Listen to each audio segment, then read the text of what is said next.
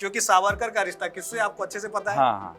तो इससे जोड़ा जाता है। अन्य पार्टियां जोड़ती हैं कि प्रोपेगेंडा बेसिस फिल्में तब लाती हैं, कहीं ना कहीं सरकार करवा रही है सब चीजें। रणदीप ने इसमें इतना काम किया है और उसने पूरा उसका ब्लड को बॉईल कर दिया है मूवी के लिए। कुछ तबका है, उस तबके का मैं नाम नहीं ले रहा हूँ, वो तबका ये बोलता है कि हमें आजादी अभी भी नहीं मिली है। इन लोगों के लिए मेरे पास एक आंसर है। जरूर बताइए। हाँ, कि अगर तुम ये भी बोल सकते हो ये कंट्री के अंदर कि मेरे को बोलने की भी आज़ादी नहीं है, तो वो आज़ादी ही आज़ादी है। बढ़ाया गया है कि 9 या 10 लोगों ने आज़ादी दिलवाई है, बात गलत है। इस प्रेजेंट टाइम में कोई नेता है क्या जो इनकी तरह इनकी आइडियोलॉजी लेके चल रहा हो?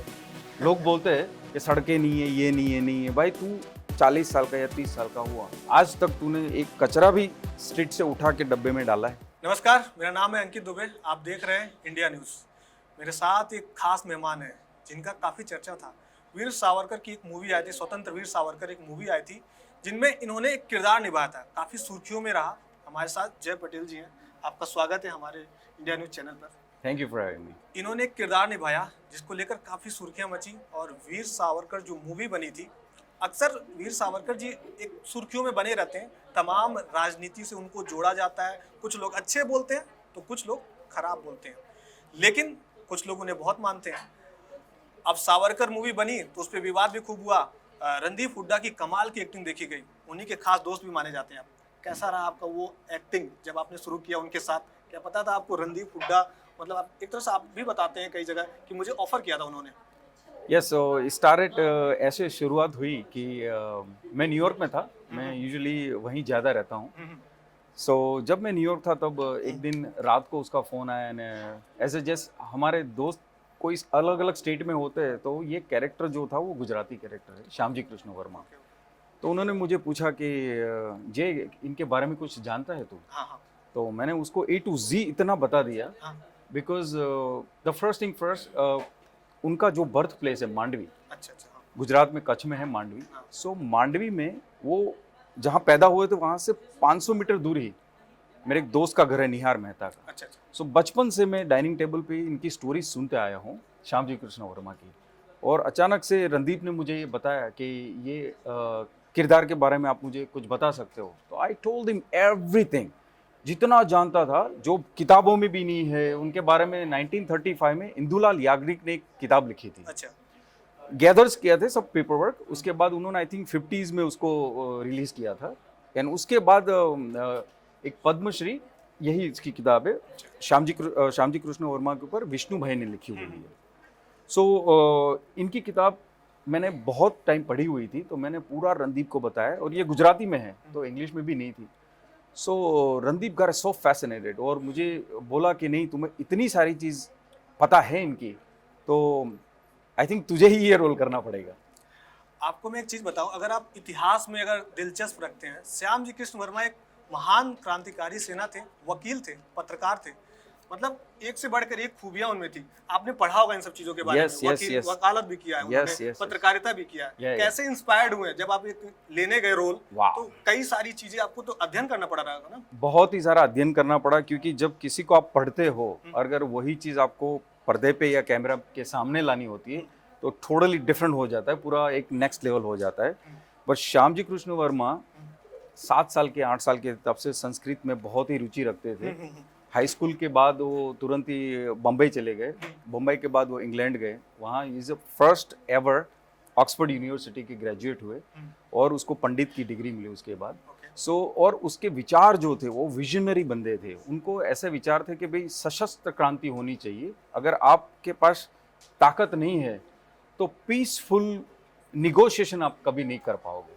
एंड ही वाज इतने बुद्धिमान थे कि वो 4 जगह पे दीवान भी थे। अच्छा। तो उन्होंने पैसा भी बहुत बनाया था। वो पैसा को उन्हें इस तरीके से यूज किया कि वो इंडिया हाउस, लंदन में इंडिया हाउस की स्थापना की उन्होंने 1905 में। और जितने भी अच्छे अच्छे क्रांतिकारी थे उन सबको उन्होंने मांझा वहाँ। अच्छा। सबको वहाँ बुलाया उन्होंने, और वहाँ उसको ट्रेनिंग दी, वहाँ उसका रहने का प्रबंध किया। वैसे ही वीर सावरकर उसमें से एक थे। वीर सावरकर को वो बहुत सारी टिप्स भी देते थे, ये भी बताया जाता था कि वो टिप्स देते थे। वो लोगों से इंस्पायर, बाल गंगाधर तिलक को बहुत मानते थे। उनसे इंस्पायर थे। ये सारी चीजें सर, आप जब खूबियां देखते हैं इनकी में, जब आप वो रोल प्ले करने गए तो क्या लगता है सर, कठिन था क्या वो रोल प्ले करना? रोल प्ले करने में बहुत कठिनता थी क्योंकि क्योंकि सबसे उस तरह की चीजें, बॉडी लैंग्वेज भी आपको लानी पड़ती है, उस तरह की विचार लानी पड़ती है। यस, सो मेरा सबसे पहला क्वेश्चन यही था रणदीप के साथ कि जानता तो बहुत हूँ पर मैं क्या ये कर पाऊंगा? तो उन्होंने बोला रणदीप अगर आपको पता नहीं है तो मैं बता देता हूँ, रणदीप जब उसके पास फ्री टाइम होता है तो बच्चों को वो ट्रेनिंग देता है, प्ले के लिए सबको एडमायर करता है और बहुत ही इंडस्ट्री में बहुत अच्छा वो काम कर रहा है। तो उसने मुझे बताया कि मैं दुनिया के लोगों को एक्टिंग सिखा सकता हूँ, तो तेरे लिए तो मैं ऐसे 2 मिनट में करवा दूंगा। And then that's how we started. And उन्होंने मेरे को बताया कि कैसे एक्टिंग करनी है। सो उन्होंने बोला कि 58 ईयर्स ओल्ड का पहला रोल होगा तुम्हारा और उसके बाद 71 ईयर का। तो उन्होंने 4 घंटे में पहले सेट पे आता था बिकॉज टाइम वेस्ट ना हो इसलिए, और बोल्ड कैप लगा के पूरा एसी मेरे पे लगा के वो पूरा ट्रेनिंग देते थे। उसके बाद एक दिन आया, मुझे बोला कि मेरे को लाइन क्या बोलनी है। बोला कि नहीं, मैं तेरे को लाइन नहीं बताऊंगा, कि लाइन में बताऊंगा तो देन तुम रट्टा लगाओगे और रट्टा लगाओ तो मुझे चाहिए नहीं। मैंने बोला bro I don't want you know इतने लोगों के सामने I don't want waste anybody's time, why don't you tell me कि मेरे को क्या बोलना है। नहीं मैं तेरे को सेट पे ही बताऊंगा। ओके। आप एक बिजनेसमैन है, ये भी कहा जाता है। कहा नहीं जाता बिजनेसमैन है ही। लेकिन बॉलीवुड में आना, अचानक से स्विच करना, दोनों चीज़ों को हैंडल करना, कहाँ तक आसान है, कहाँ तक कठिन है ये चीज़ें? कठिन तो है पर ये एक्चुअली मैं एक हॉबी की तरह इसको देखता हूँ बिकॉज ये एक ही इंडस्ट्री ऐसी है जिसमें पैसे की बात एकदम आखिर में होती है।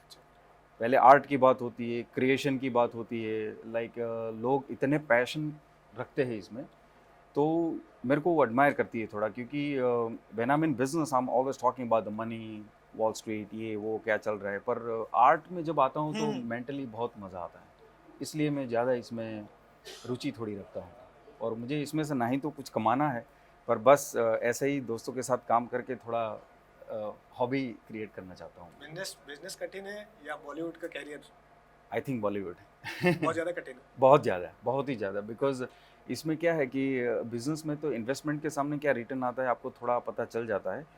यहाँ तो 25 साल पहले अगर कोई सुपरस्टार होता है उसको 10 साल के बाद काम भी नहीं मिलता है, और स्ट्रगल इतनी है यहाँ कि कभी कभी बहुत सारे लोग कुछ ऐसे स्टेप कर जाते हैं जो उन्हें ज़िंदगी में नहीं करना चाहिए। कई सारे केसेस हमने देखे हैं हाँ जी, बॉलीवुड के। Yes yes yes. सो ये बहुत कठिन काम है, बहुत ही कठिन काम है। अच्छा, आपको नहीं लगता जब से OTT आया है हाँ। तब से कुछ युवाओं के लिए ज़्यादा मौका मिलता है अब? पहले नहीं मिलता था। 1001%, बिकॉज जितना मार्केट बड़ा होगा उतने लोगों को ज़्यादा से ज़्यादा काम मिलेंगे, और इसीलिए OTT में इतनी तगड़ी कंपटीशन है कि ना अगर आपके पास अच्छा टैलेंट और अच्छा कंटेंट है, अगर आप अच्छी एक्टिंग करते हो तो आपको 1001% काम मिलने के चांसेस ज़्यादा है। That's how usually works this. लोग ये भी जानना चाहते हैं, आपकी केमिस्ट्री बताइए रणदीप हुड्डा के साथ। कैसी केमिस्ट्री? हॉर्स राइडिंग को लेकर काफी समय निकला गया था। सो रणदीप और मेरी दोस्ती चालू हुई थी 2008 और 9 में, जब हम पहली बार, मैं इंडिया आया था पहली बार आफ्टर लॉन्गेस्ट पीरियड। तो एक गुजरात में शूट हो रहा था साहिब बेबी गैंगस्टर का, और वो तिमांशु धुलिया एंड राहुल मित्रा मेरे बहुत अच्छे दोस्त थे। उन्होंने मुझे बुलाया कि why don't you come on set और तू देख यहाँ बॉलीवुड में कैसे ये सब होता है। मैं गया वहाँ देखने के लिए, तो मुझे पता नहीं था कि रणदीप वहाँ उसमें एक्टिंग कर रहा है। सो हम दोनों साथ में बैठे डिनर कर रहे थे। देन उसने कुछ घोड़े की बात की। तो जब दो लोगों की एक हॉबी मिल जाती है तो आप सब बाकी सब भूल जाते हो। राइडिंग करते हैं आप? यस यस, बहुत ही राइडिंग करता हूँ वो मैं। सिखाए आपको? उन्होंने भी सिखाया और हमारी कॉमनली बहुत बात हुई, तो तब से हमारी दोस्ती हुई। देन ही से लाइक तू बम्बई जब आता है मेरे को बताना, हम राइडिंग करेंगे साथ में। मैं बम्बई गया, महालक्ष्मी में हमने राइडिंग की, और उसके बाद 5-6 लोग आए और उसके फ़ोटो लेने लगे। सो मैंने बोला ब्रो हु आर यू? तो फिर मुझे पता चला कि वो एक्टर है। अगला प्रोजेक्ट क्या है आपका? रणदीप हुड्डा के साथ या किसी और के साथ? Actually you gonna surprise, Sanjay Dutt ने अभी ये मूवी देखा और संजय दत्त मेरे को he called me and it's like bro मेरे 3 प्रोजेक्ट आ रहे हैं और तीन प्रोजेक्ट में तेरे को काम करना है, तू बस मेरी डेट बता, तेरी कौन सी डेट है, उस हिसाब से मैं तेरे को बताना चाहता हूँ क्या काम। संजू बाबा की बहुत गंभीर पर्सनालिटी मानी जाती है।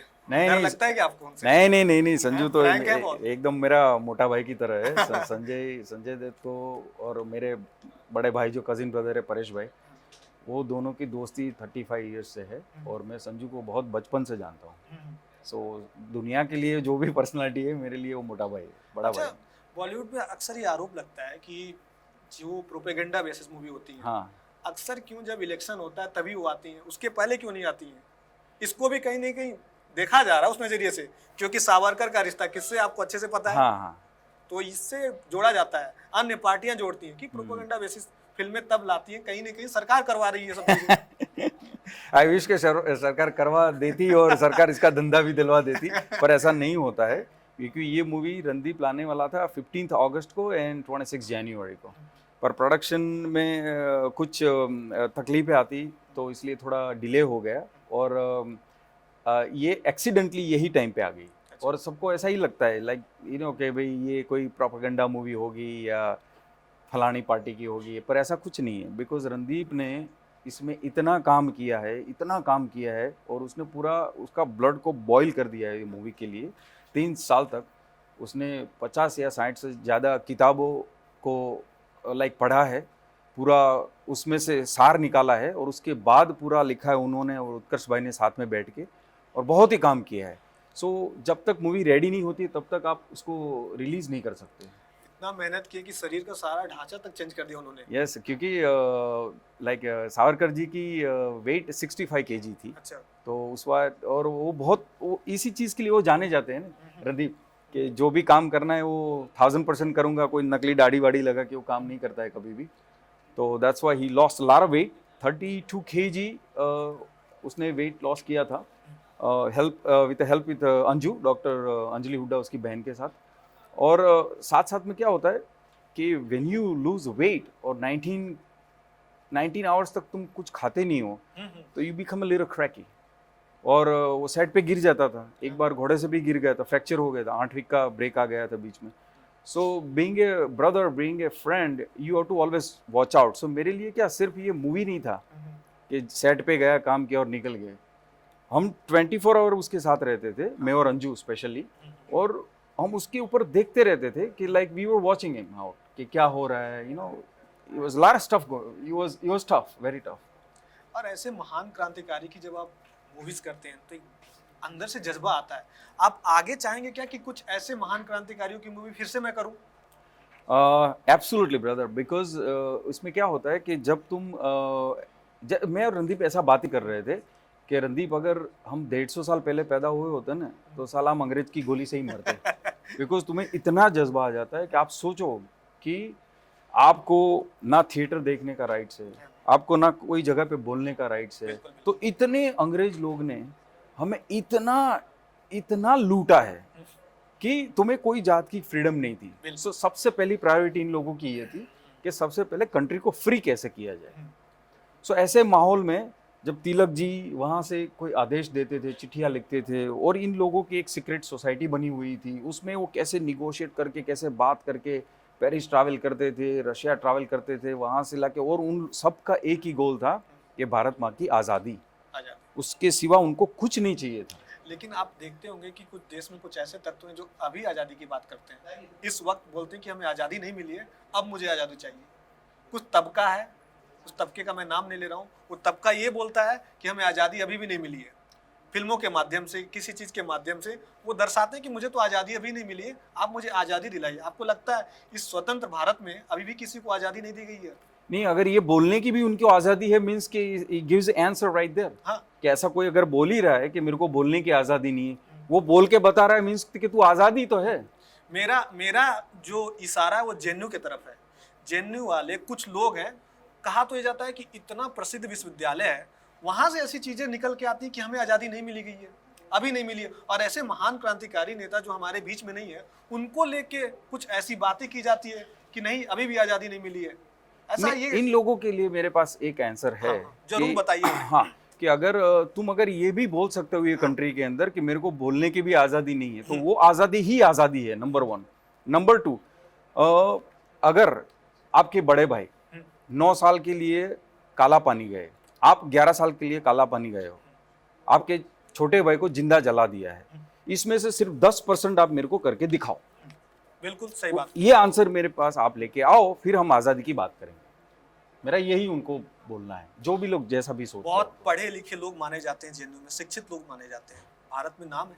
लेकिन फिर भी वहां से हर साल कहीं कहीं ना कहीं किसी कोने से आवाज निकल जाती है कि मुझे आज़ादी नहीं मिली है, आज़ादी मिली नहीं है। और आप बताते हैं कि इतने महान क्रांतिकारी नेता हैं जो देश के लिए ये सब चीज़ें करके गए, आप लोग उनसे आप लोग इंस्पायर्ड होते हैं तो मूवीज़ बनाते हैं, लेकिन ऐसी चीज़ें निकल के आती तो क्या कुछ बॉलीवुड के एक्टर्स को अंदर से चुभोता नहीं है सब चीज़ें? नहीं होता है ना, इसीलिए हमने ये मूवी बनाई है कि ये मूवी देखो। हाँ। ये मूवी देखने के बाद आपको पता चलेगा कि सैक्रिफिकेशन क्या होता है। सिर्फ पढ़ने से या लिखने से नहीं आता है, बिल्कुल। You have to go on the field. आपको फील्ड पे जाके काम करना पड़ेगा, क्योंकि सिर्फ पढ़ाई करके या किसी को लेक्चर देके तुम देश को आज़ादी नहीं दिला सकते। उसके लिए बहुत सारे लोगों ने जान दी है, 20 लाख लोगों ने जान दी है, कुर्बानी दी है, सब शहीद हुए हैं। और सिर्फ हमें पढ़ाया गया है कि 9 या 10 लोगों ने आज़ादी दिलवाई है, बात गलत है। सो ये जो स्टोरी हमको 70-70 साल से जो दिखाई दी थी वही गलत है। अच्छा, बॉलीवुड का कुछ तबका है जब आवाज़ उठती है वहाँ से हाँ। कि हमें आज़ादी नहीं मिली है, वो तबका जाके सपोर्ट करता है कि हम आपके साथ हैं, आज़ादी दिलवाएंगे हम। है कुछ तबके के लोग हैं इसमें अभी भी, हाँ है और हो गए। और बहुत बुद्धिजीवी माने जाते हैं वो लोग।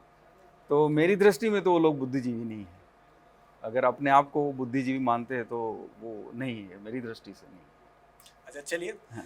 दूसरी चीज़ पे आते हैं। कैसे अब बॉलीवुड में कैरियर आपने शुरू कर दिया है, बिजनेस में कैसा रहता, समय दे पाते हैं उसको? समय यस, जस्ट फ्री टाइम होता है तभी करता हूँ। और अगर मीनिंग वाला ही कोई काम होगा तो ही मैं करूँगा।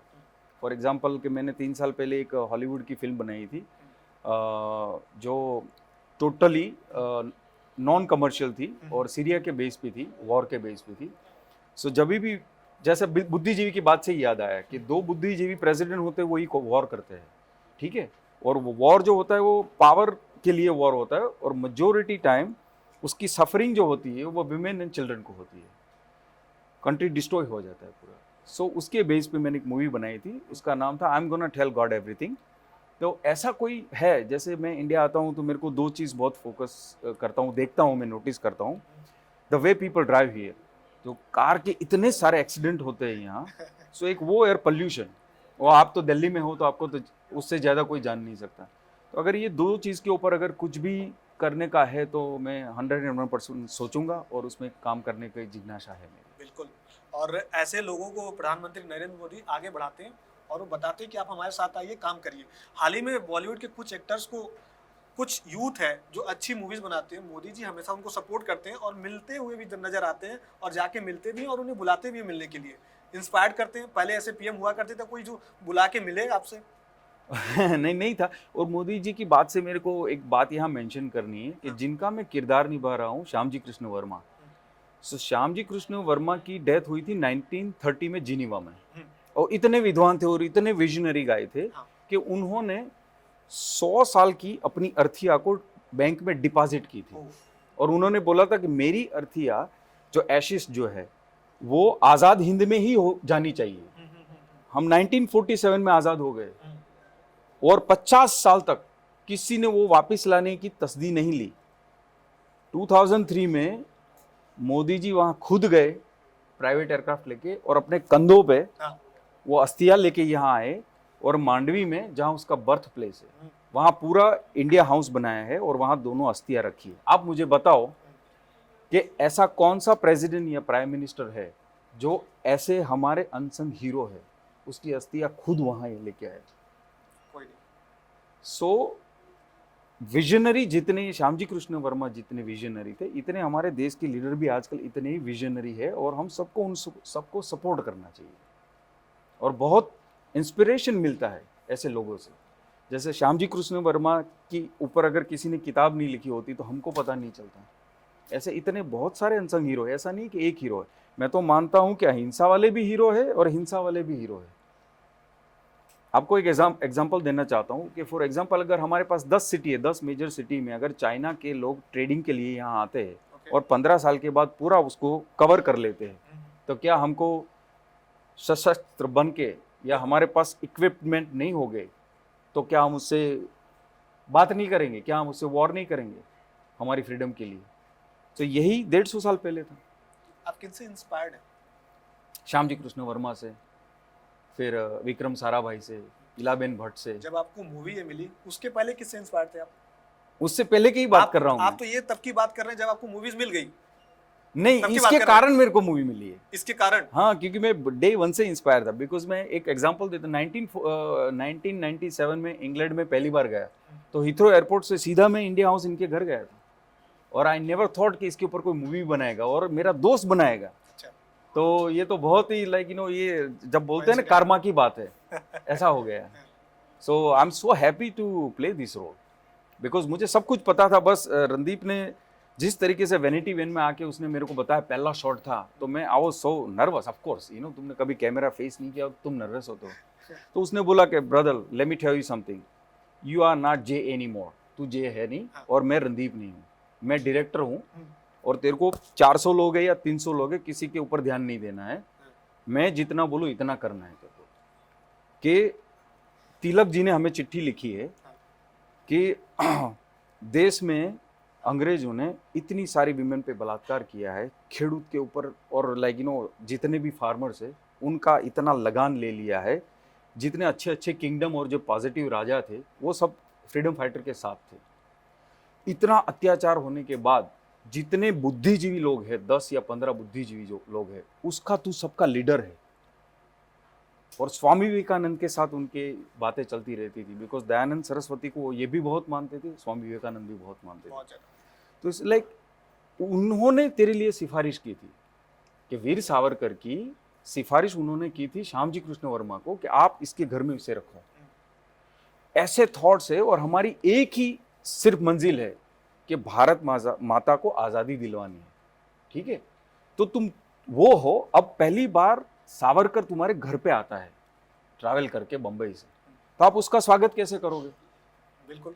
तो उसने बोला मैं तेरे को स्क्रिप्ट नहीं दूंगा। इसलिए दरवाजा खोलता हूँ, बोलता है तू बहुत पढ़ा लिखा आदमी है, ठीक है। वो बोलता है welcome to the home of revolution, ये पूरा रेवोल्यूशन का ये घर है, और उसके स्वागत के लिए पूरे यूरोप के जितने भी रेवोल्यूशनरी थे, मैडम कामा थी, एस.आर. राणा थे, हरदयाल थे, ये सबको बुला के रखा था। और उस तरीके से धीरे धीरे धीरे करके उसने मेरे से एक्टिंग करवा ली, मेरे को पता भी नहीं चला। बहुत अच्छी तरह, बहुत ही खूबी करवाई। अच्छा, जब आप यहाँ पे आने वाले थे तो हमने एक पोल किया। हाँ। तो अधिकतर लोगों का ये सवाल था, आप सोशल मीडिया पे नहीं है। मैं एक्चुअली सोशल मीडिया में इन्वेस्ट करता हूँ, पर सोशल मीडिया में हूँ नहीं। ऐसा क्यों? डिस्टर्ब करती है चीजें आपको? डिस्टर्ब नहीं करती, पर मैं ऐसा मानता हूँ कि कुछ कुछ तुम्हारी जो पर्सनल चीज़ है उसको लोगों में क्यों बोलने की। और जिसका काम है, जैसे आप टीवी मीडिया वाले हो, तो बिना सोशल मीडिया को तो आप जी ही नहीं सकते, बिकॉज ये आपका काम है। पर अननेसेसरी लोगों को सोशल मीडिया पे नहीं रहना चाहिए, ये मेरा पर्सनल बिलीव है। एंड मैं अभी किसी को बता रहा था कि 10 साल के बाद, जैसे आपने अगर ये मूवी देखी है तो उसमें अंग्रेजी कपड़ों की होली की थी, वैसे 10 साल के बाद सोशल मीडिया की होली होने वाली है। आप लिख लो जहाँ पे भी लिखना है। अच्छा। हाँ, क्योंकि मेंटली लोग डिस्टर्ब हो रहे हैं, डिसकनेक्ट हो रहे हैं। एक ही घर में 3 लोग अलग अलग बेडरूम में सोशल मीडिया के थ्रू अलग अलग कनेक्शन में बैठे हैं। ग्राउंड लेवल पे कोई जाता नहीं, अपने हाथ डर्टी नहीं करते, फार्म पे नहीं जाते, लाइक झाड़ पान पौधों से खेलते नहीं है। तो सोशल मीडिया एक लेवल पे ठीक है, पर उससे आगे अगर काम के सिवा काम का नहीं है तो उसको डिस्कनेक्ट करना चाहिए। लेकिन यूथ तो ये बोलती है कि हम बहुत ज़्यादा डिस्टर्ब रहते हैं, कुछ चीज़ें चाहिए हमें हमेशा देखने के लिए। नहीं, for fun like you do half an hour is fine, उससे ज़्यादा आई थिंक। आपको ये नहीं लगता है कि अगर आप सोशल मीडिया साइट्स पे नहीं है तो आपको लोग जो जानना चाहते हैं वो जान नहीं पा रहे हैं आपको? नहीं, ऐसा कभी नहीं होता है, बिकॉज जितने मेरे खास दोस्त हैं हाँ। उसको सबको पता है। जैसे रणदीप की बात करता हूँ, तो रणदीप को जो चीज़ें मेरे को बोलनी है वो सेपरेटली मेरे को बोल देता है। पर 50 दिन में 50 चीज़ें उसको जो सोशल मीडिया पे चलती है वो मेरे काम की ही नहीं है, तो मैं जान के क्यों क्या करूँ मैं उसका, मुझे चाहिए ही नहीं वो चीज़। चलिए लास्ट क्वेश्चन करते हैं। देश में जो माहौल चल रहा है इस समय, भाजपा की सरकार चल रही है, लोकसभा चुनाव होने वाले हैं, चुनाव तैयारियां शुरू हो चुकी हैं, आईपीएल भी चल रहा है इस समय। क्या लगता है, 2 क्वेश्चंस, आने वाले चुनाव में कौन जीत रहा है? यार मैं तो पॉलिटिकल आदमी नहीं हूँ, आई डोंट अंडरस्टैंड। क्योंकि पॉलिटिकल चीजें हैं हाँ, पॉलिटिकल चीज़ें हैं, पर मैं इतना ज़रूर कह सकता हूँ कि अगर वीर सावरकर जी और लाइक श्यामजी कृष्ण वर्मा की जो थियरी थी और उनका जो विजन था, वो गवर्नमेंट अभी चल रही है, तो उसके जो थिंकिंग थे, इस प्रेजेंट टाइम में कोई नेता है क्या जो इनकी तरह इनकी आइडियोलॉजी लेके चल रहा हो? डेफिनेटली है। अभी जो करंट गवर्नमेंट है वो I think it's pretty much इनकी आइडियोलॉजी लेके चल रही है कहीं ना कहीं। डेफिनेटली चल रही है, उसकी आइडियोलॉजी पे ही चल रही है। बिल्कुल। बिकॉज बहुत क्लियर मैसेज है ये मूवी में कि तुम सिंध सागर से सिंध नदी तक जितने लोग हमारे वहाँ रहते हैं वो सब हिंद में है। अच्छा। और जो हिंद में रहते हैं वो हिंदू है। सो इसमें हिंदू इज नॉट रिलीजियस, बहुत क्लियरली ये मूवी में बताया हुआ है। सो अगर तुम तुम्हारे देश को प्यार नहीं करोगे, कंट्री यहाँ आता है, उसके बाद रिलीजियस और उसके बाद जात पात सब कुछ आती है। You have to love your country, को प्यार करना पड़ेगा। और कंट्री आपको क्या देती है, नहीं तूने आज तक कंट्री को क्या दिया मेरे को बताओ ना। लोग बोलते हैं कि सड़कें नहीं है, ये नहीं है, नहीं है। भाई तू 40 साल का या 30 साल का हुआ, आज तक तूने एक कचरा भी स्ट्रीट से उठा के डब्बे में डाला है? कंप्लेन के सिवा मेजोरिटी लोग कुछ कंट्री के लिए करते नहीं है। तो मैं तो ऐसा बोलता हूँ कि पहले थोड़ा स्टेप आउट आओ, कंट्री के लिए कुछ करो, और बाद में लेक्चर दो। और स्टेटमेंट देना बहुत ईजी है आजकल सबको कि ये गवर्नमेंट ये कर रही है, वो गवर्नमेंट वो कर रहा है, ये कर रहा है। ऐसा नहीं है। गवर्नमेंट तो सालों से चल रही थी, और किसी नए बंदे को चांस दो 20-25 साल तक, फिर रिजल्ट देखो, नहीं आता है तो चेंज कर दो उसको। तो चलिए। That's called democracy. Last one, किसको सपोर्ट करते हैं आईपीएल में आप? स्पोर्ट्स देखते हैं? एक्चुअली मैं आईपीएल नहीं देखा है, आई एम सॉरी। तो ये जय पटेल जी थे जिन्होंने अपनी एक closing, I am sorry to bother नहीं, यू, नहीं, पर नहीं, एक क्लोजिंग से पहले मेरे को एक बोलना है कि ये मूवी के लिए मैं 3-4 लोगों को बहुत ही दिल से कुछ बोलना चाहता हूँ। सो सबसे पहले तो रणदीप के पापा जो डॉक्टर है, रणबीर हुड्डा, आशा हुड्डा उसकी मम्मी है, और उसकी वाइफ लीन बेन, और उसकी sister like doctor Anju. Because अगर ये 4 और रणदीप के बहुत करीबी दोस्त थे 5-6, और उसका पूरा ऑफिस का स्टाफ और पूरी सावरकर टीम, अगर ये लोग साथ में नहीं होते तो शायद ये मूवी नहीं बन पाता। और रणदीप के पापा ने उसका पूरा घर जो है वो गिरवी रखा है इसके लिए। और ये रणदीप ने नेक्स्ट जनरेशन के लिए जो एग्जाम्पल सेट किया है कि आज के ज़माने में ऐसा प्रोड्यूसर नहीं होता है जो अपना घर बेच के एक मूवी बनाता है। सो कल के ज़माने में स्कूल की अगर कोई टीचिंग होगी तो ये मूवी ज़रूर वो लोग दिखाएंगे एग्जाम्पल के बेस पे, क्योंकि एक हिस्ट्री की मूवी है और हिस्ट्री की मूवी में बहुत ग्रे एरिया होता है। और रणदीप ने इतना अच्छे से उसमें काम किया है तो पूरी इंडिया उसको याद रखेगी। और Randeep, thank you very much इतना मार्वलस मूवी बनाने के लिए और ये कंट्री को भेंट देने के लिए। Thank you Randeep.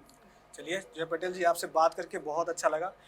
ये थे जय पटेल जिन्होंने अपनी बेताबी से खुलकर अपनी बात रखी और किस्से भी सुनाया रणदीप हुड्डा की, और जो भी देश में चल रहा है, जो भी गतिविधियां थी उस पर इन्होंने खुलकर बात किया। ऐसी तमाम खबरों के लिए आप देखते रहिए इंडिया न्यूज़।